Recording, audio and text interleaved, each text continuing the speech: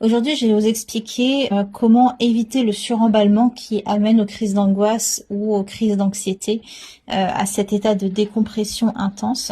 J'ai eu le cas avec une personne que j'ai reçue en soins, à savoir il y avait quelque chose de compliqué, de négatif dans sa vie, donc un constat de quelque chose qui lui faisait du mal, qui était difficile.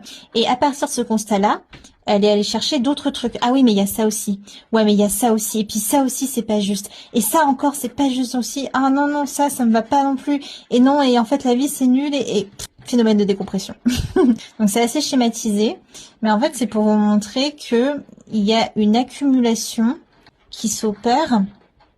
Et à partir d'un constat d'un mal-être, pour justifier, pour que ce mal-être-là, il ait une raison d'être et aussi pour exprimer, donner du poids à sa tristesse, exprimer notre souffrance, le mental, dans ces moments-là, il va aller chercher des éléments pour justifier ou pour nourrir son état négatif. Il y a un suremballement du mental qui va d'éléments négatifs en éléments négatifs pour amener à cette décompression, à ce moment où on a juste besoin d'évacuer tout ce négatif du corps qui est concentré dans une chose difficile à vivre. Et ce qu'il faut éviter, c'est d'être dans cette accumulation pour nourrir le constat de base.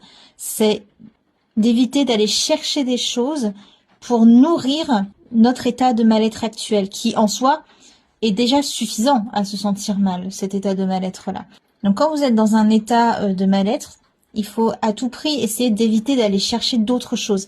Imaginons l'état de mal-être du début, c'est j'ai pas réussi à faire ça, mais c'est parce que je suis nulle. De toute façon, j'ai jamais réussi à faire ça.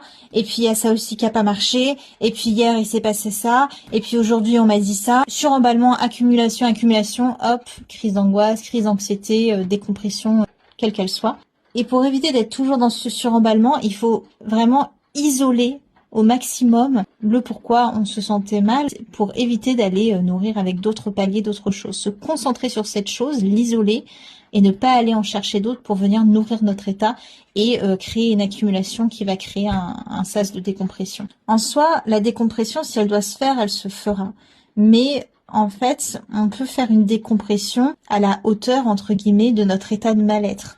Là, la décompression, elle est complètement disproportionnée comparée à ce qui a, entre guillemets, pu la déclencher. En réalité, ce qui l'a déclenché, c'est tout ce qu'on a accumulé en chemin. Mais ça va éviter d'avoir des points de rupture, des crises très difficiles, très grosses. Ça va être peut-être une petite crise, quelque chose qu'on peut gérer, quelque chose qu'on peut alterner.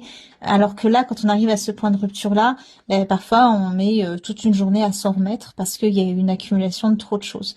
Donc ça permet de d'isoler ce qui ne va pas, de considérer cette chose-là seulement et entièrement, plutôt que de vouloir tout gérer en même temps. De toute façon, c'est impossible, et de péter un câble et d'aller de point de rupture en point de rupture. En clair, c'est créer un point de rupture qui est plus proche, donc plus facile à gérer, plutôt que de se créer des gros points de rupture tous les jours en étant dans l'accumulation de toutes les petites choses. Et surtout que notre mental, à ce moment-là, il est très sensible à tout ce qui pourrait rentrer en concordance avec notre malheur. Parce qu'on a besoin de le comprendre, on a besoin de le justifier, on a besoin de le ressentir aussi. Et pour lui donner de la teneur, on va aller chercher des choses qui coïncident. C'est pas intentionnel, c'est pas consciemment, c'est vraiment des choses inconscientes, mais d'essayer vraiment de se stopper au moment où on n'est pas bien, d'aller chercher d'autres trucs pour nourrir ça. On a déjà assez à gérer avec le premier truc, et ce premier truc, il peut se décompresser, entre guillemets, s'évacuer seul. Ce sera beaucoup plus simple pour gérer la crise. Voilà, je ne sais pas si ça a été hyper compréhensif. En tout cas, j'espère que ça peut vous aider.